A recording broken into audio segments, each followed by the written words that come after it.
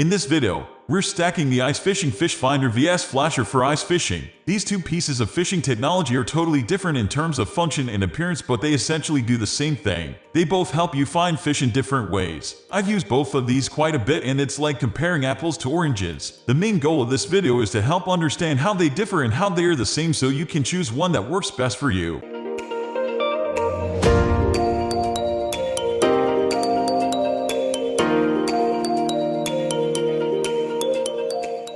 The goal of any type of ice fishing electronic is to help you find more fish while ice fishing. Thankfully, even in a flasher vs fish finder comparison, you'll find two equally capable pieces of technology. They do have quite a few major differences though that could make one better than the other depending on who you're talking to. Let's take a look at the major differences between these two.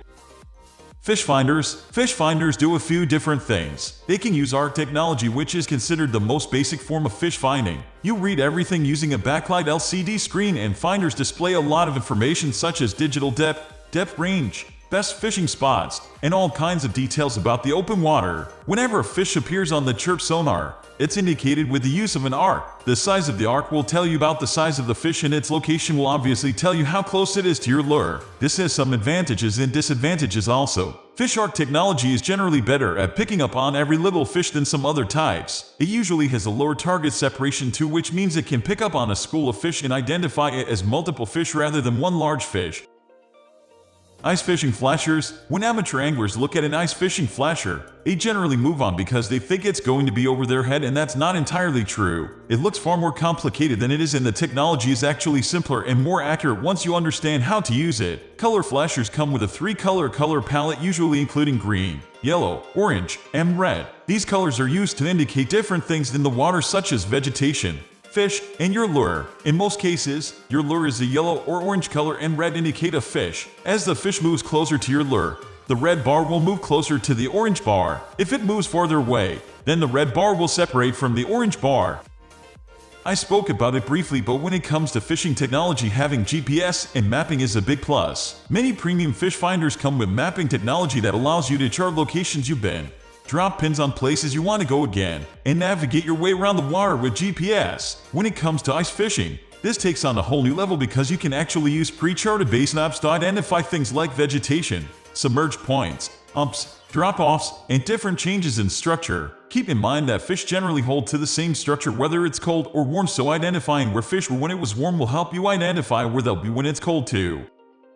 When we compare the portability of an ice fishing fish finder vs a flasher, there isn't too much of a difference, but it depends on what kind of unit you get. They sell extremely portable fish finders, whereas most ice fishing flashers are not as portable. The one portability advantage of flashers though is that you generally get everything you need in one package. Fish finders may require you to purchase additional things from Amazon such as transducers, and many of them need to be hooked up to your boat battery, which could be a significant downside as well if you're not too savvy with that kind of thing. Fish finders that run off a portable battery generally have poor battery life. Either way, if you're looking for something portable, you'll want to go with a small handheld fish finder or the best flasher, because neither of these things will require you to have a primary battery source.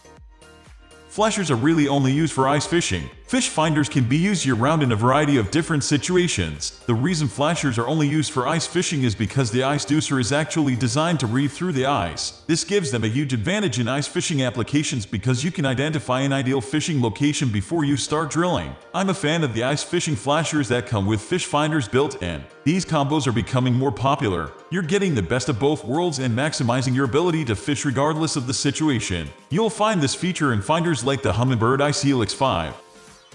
To be honest, neither of these are that hard to use once you figure it out, but using an ice fishing flasher looks a lot more intimidating. Fish finders are more appealing, more people know what they do, and as a result, more anglers feel that they can learn how to use them easier.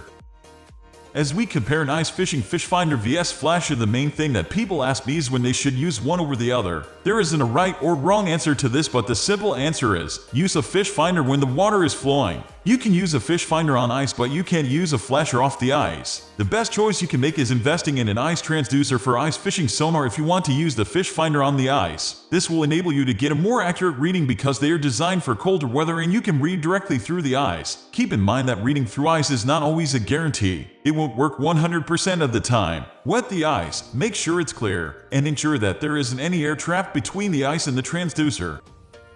Alright, now, when do you use an ice fishing flasher instead of a fish finder? Well, whenever you want to guess. Again, there really isn't a right answer to this. You would want to use a flasher in the event that you can't use a fish finder. That's debatable, but I find that they are more accurate, but they have limitations. Another advantage of a flasher is the lack of delay between what you're seeing and what's happening. Since you're reading a vertical column of water rather than a widespread space, you need to react quickly. Fish finders have a few second delay, whereas flashers operate with real-time sonar, so you can actually see the fish approaching your lure and you can time your hook set better. That's all for today. Thank you for watching.